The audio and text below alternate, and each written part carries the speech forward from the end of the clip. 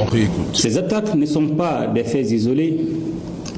Elles s'inscrivent dans un vaste plan de déstabilisation conçu et exécuté par les groupes armés terroristes et les sponsors internes et externes qui leur fournissent du renseignement et des moyens logistiques. Et je vous exhorte aussi à ne pas céder aux rumeurs, aux messages d'affolement ni aux manipulations.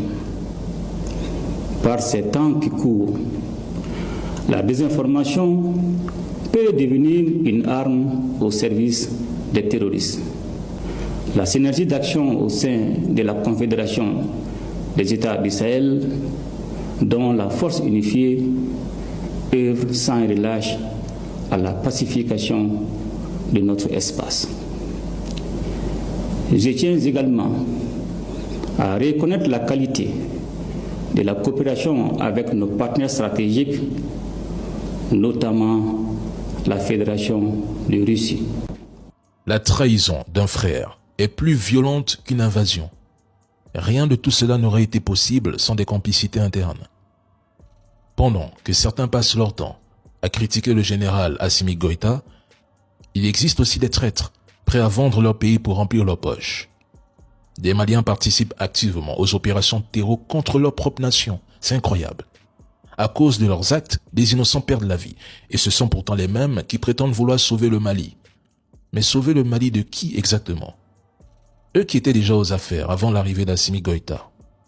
Qu'ont-ils réellement apporté au peuple? Au final, leurs attaques, leurs mensonges, leurs propagandes ne font que renforcer davantage le soutien populaire envers les autorités actuelles. Vous pensez vraiment que tous ceux qui réclament le départ d'Assimi Goïta aiment sincèrement le Mali? Depuis samedi, nous observons une véritable campagne médiatique.